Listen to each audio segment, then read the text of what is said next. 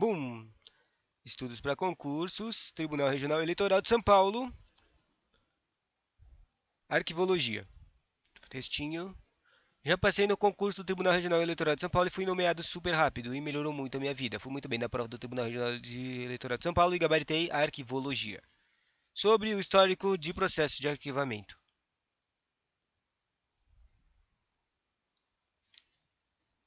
Histórico do processo de arquivamento.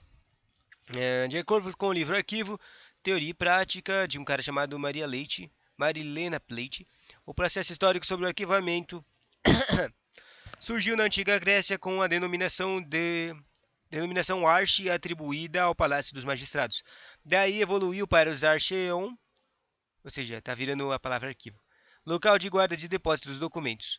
Ramis Galvão o considera procedente do arquivium, palavra de origem latina que, no sentido do antigo, identifica o lugar de guarda de documento e de outros títulos. Um dos principais pesquisadores modernos do processo do arquivamento foi Schellenberg, que atualizou em 1961 a primeira reunião interamericana de arquivos, que teve a participação de 42 arquivistas e historiadores de 18 países e de 29 arquivos. A legislação de arquivo no Brasil foi finalmente promulgada em 8 de janeiro de 1991.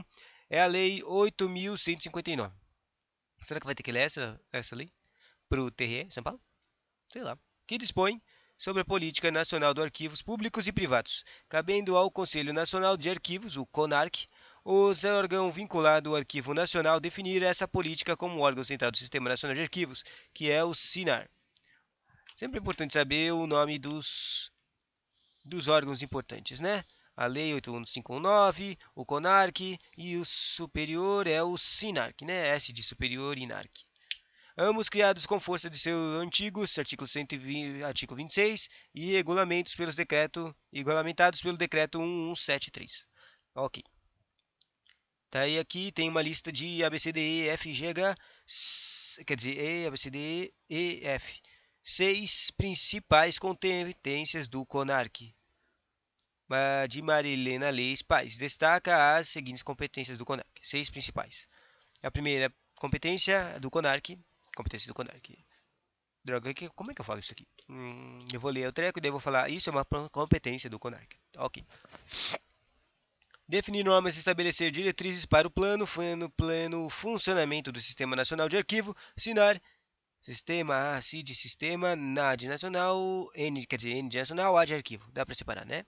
Visando a gestão, preservação e ao acesso dos documentos de arquivos é uma competência do CONARC. Promover o interrelacionamento de arquivos públicos e privados com vista ao intercâmbio e à integração sistemática das atividades arquivísticas. Isso é uma competência do CONARC. Estimular programas de gestão e de preservação de documentos produzidos e recebidos por órgãos e autoridades nos âmbitos federal, estadual e municipal, em decorrência das funções executivas, legislativas e judiciárias, é uma competência da CONARC. Subsidiar a elaboração de planos nacionais de desenvolvimento, sugerindo metas e prioridades de política nacional de arquivo públicos e privados, é uma meta da CONARC. Estimular a implantação do sistema de arquivo nos poderes legislativo, judiciário, bem como nos estados do Distrito Federal e dos municípios, é uma competência da CONARC, e declarar como de interesse público social os arquivos. Que tipos de arquivos? Próxima página. Os arquivos privados que contenham fontes relevantes para a história e o desenvolvimento, nos artigos 13 da Lei 851. Acho que parece importante ler esse droga de artigo 13 da Lei 8159. Vamos ver aqui. Lei 8159. Daí usa o F3 e aperta 13. Aqui, capítulo 2, os arquivos privados. Artigo 13 diz: os arquivos privados identificados como de interesse público e social não poderão ser alienados com dispersão ou perda da unidade documental, nem transferidos ao exterior. Parágrafo único. A eleição desses arquivos ao poder público exercerá preferência na aquisição. Interessante. Essa coisa de arquivos privados. Caraca, e agora que eu olho, o capítulo de arquivos é... Essa lei que aí fala de política nacional de arquivos é muito pequeno, é muito pequeno. Pequeno demais para ser útil. Mas tem umas bases aqui. Dá para ver um monte de bases aqui. Tem um capítulo de arquivos públicos, um arquivo de privados e o das organização e administração. Ou seja, um básico de como eles vão organizar. E depois tem umas disposições finais. Normalmente essas coisas têm termos e decretos e termos específicos para a lei, né? Bom, para terminar o conteúdo sobre uns exercícios de certo e errado. Marque 6 e E para errado. Segundo o arquivista norte-americano Schellenberg, acabei lendo o gabarito sem querer. Segundo o arquivista norte-americano Schellenberg, os órgãos de documentação guarda são representados basicamente por arquivos públicos ou privados e biblioteca. Neste caso, podemos diferenciá-los porque os arquivos possuem os documentos produzidos muitas das vezes em um único exemplar. O que ele quer dizer com um único exemplar? De um único lugar? Se for de um único lugar, isso aqui está certo. E tá certo. Por serem documentos de origem empresarial, a maioria dos documentos no arquivo são constituídos de cópias únicas. Ou seja, eu não consegui interpretar direito o que esse cara significava. O próximo conteúdo.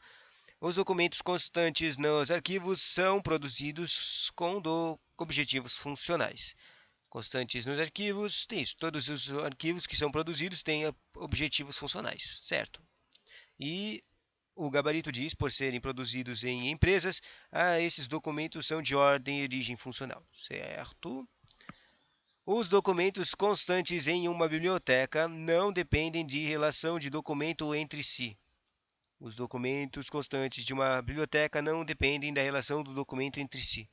Se lembra lá que quando falou dos órgãos de documentos, apareceu a biblioteca. Daí a biblioteca falou são colecionáveis e não precisam ter relação. Então tá certo. Mas a correção diz: os princípios de arquivamento da biblioteca é manter um acervo mais elástico possível para os pesquisadores. Interessante. Próximos conteúdo está errado, vamos ver se eu consigo identificar o erro. Os documentos do arquivo existem em números exemplares. Existem numerosos exemplares. Os documentos de arquivo existem em numerosos exemplares. Não, porque isso aqui cancela o treco aqui. Normalmente só tem só tem um exemplar do documento original, primatividade, essas coisas, né? São, são, são atributos dos documentos de arquivo. Uma pena agora que eu pensei aqui, não tem. Eu tenho que descobrir onde é que se tem aqui o conteúdo de atributos de arquivo. Porque existem 4 atributos de arquivo. Não de arquivo, de informação que eu acho que são relevantes para esse conteúdo de arquivo, né? Bom, não são vários exemplares. Errado, os documentos dos arquivos originários de empresa são em sua maneira via única ou exemplar único. Errado.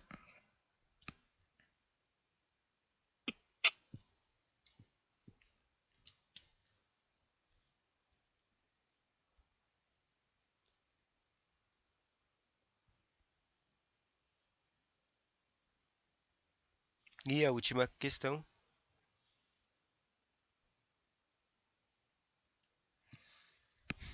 Os documentos. Não há distinção clara entre os documentos de acervo bibliográfico e os de arquivo. Claro que há uma distinção. Então, isso aqui está errado. Está falando que não há, mas há. Há uma. Vide as respostas e comentários anteriores. Tá. Ok, os arquivos possuem documentos produzidos das vezes de um único exemplar. Muitas das vezes. Os documentos constantes dos arquivos são produzidos com objetivos funcionais. Ok.